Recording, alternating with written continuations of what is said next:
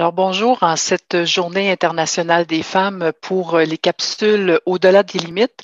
Et nous allons aborder aujourd'hui plus spécifiquement évidemment la place des femmes dans le milieu parasportif et entre autres d'essayer de mieux comprendre l'impact de la participation des filles et des femmes dans le sport, dans leur vie en général. Alors ce que la recherche nous dit vraiment, c'est que le sport, c'est un outil incroyable et maintenant, par le biais des capsules, on va avoir l'opportunité d'entendre parler des athlètes et différents intervenants pour nous dire à quel point le sport joue un rôle déterminant pour les filles et les femmes.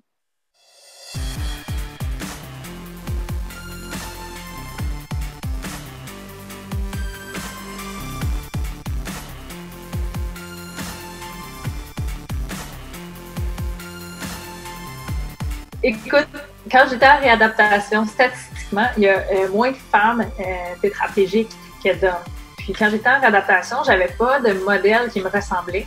Mais par le sport, par le rugby, j'ai réussi à rencontrer des femmes d'un peu partout au Canada qui m'ont aidé à répondre à des questions que j'avais de par mon handicap. Donc, sincèrement, de nous connecter, de nous mettre ensemble, des intérêts communs, des idéaux communs, je pense que c'est très important de nous garder actifs pour la santé, c'est très important. Puis d'avoir une représentation et un modèle sur qui on peut se baser pour répondre à certaines questions, c'est la clé.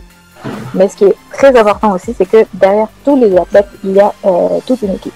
Puis il y a énormément de femmes qui travaillent dans l'ombre pour soutenir les athlètes, que ce soit des entraîneurs, que ce soit des personnes qui coordonnent le sport dans les fédérations sportives ou dans les fédérations nationales. Puis il y a aussi tous les intervenants du milieu sportif. On sait que les athlètes sont souvent entourés de physio, de masso, etc.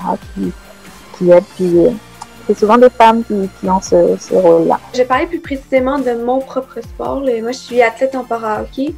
Puis au niveau du para-hockey, l'enjeu le plus important au niveau féminin, c'est que les femmes ne sont pas aux Paralympiques.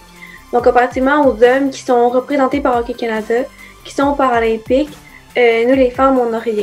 Donc, on a une équipe, oui, nationale, mais on n'est pas reconnu par Hockey Canada, puis on n'est pas aux Paralympiques. Ce qui se passe, pourquoi on n'est pas aux Paralympiques, c'est qu'il n'y a pas assez de pays dans le monde qui ont des équipes féminines. C'est quelque chose qu'on travaille beaucoup là-dessus. Moi, je suis beaucoup impliquée avec l'équipe de nationale féminine pour justement développer le sport au Canada. Mais même au Canada, le sport est vraiment pas au même niveau que les hommes. Ben pour moi, à vrai dire, je dirais que ça serait la présence des femmes dans les structures de gouvernance. Au Canada, par contre, on est quand même assez bon, on a une bonne équité dans ce domaine-là, là, à notre comité paralympique. Puis, c'est sûr qu'on doit faire beaucoup plus de travail pour recruter des femmes dans les structures de gouvernance à l'international.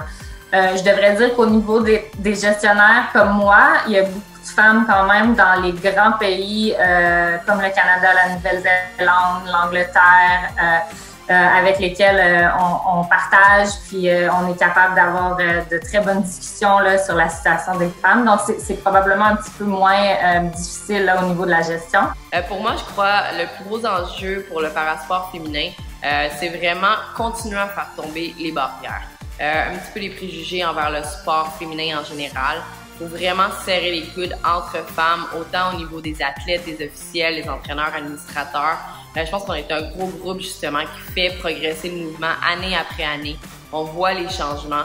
Moi, personnellement, pas toujours été facile ma carrière sportive. J'ai évolué dans un sport qui est mixte, à un niveau plus jeune et plus vieux. Donc oui, j'ai dû faire ma place.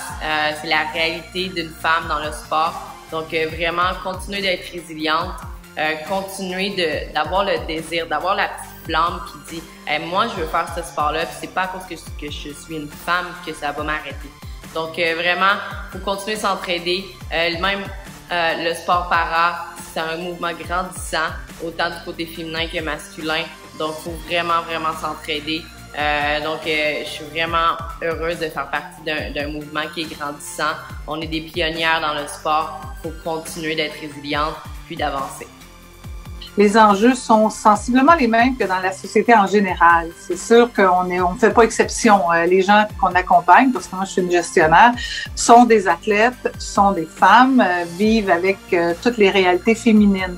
Si je recule il y a 40 ans, où j'étais déjà dans le milieu, le défi qu'on voyait pas vraiment, c'était one of the boys. Tout le monde parle des boys clubs, mais c'est sûr que dans le milieu paralympique, il y avait beaucoup moins de femmes que d'hommes. Donc, on a dû apprendre en équipe, autant les athlètes que les gestionnaires, à faire notre place, à se dire, ben là, regardez, on est là. Mais pour moi, c'était important d'être présente au niveau canadien, au niveau d'Égal Action, au niveau de tous les mouvements qui faisaient que les femmes pouvaient prendre leur place. Je souhaite à tout le monde des rendez-vous avec ces femmes athlètes extraordinaires et je leur souhaite un chemin de plus en plus adéquat. Merci d'avoir répondu à l'appel et de nous avoir éclairé un peu plus sur la situation des filles et des femmes dans le monde parasport. Et je pense que ce qu'on a appris nous permet de conclure qu'il y a encore du travail à faire et que c'est collectivement qu'on va arriver à faire en sorte que le monde du sport va être encore plus inclusif et permettre à plus de filles et de femmes de faire du parasport et de vivre une belle expérience. Merci.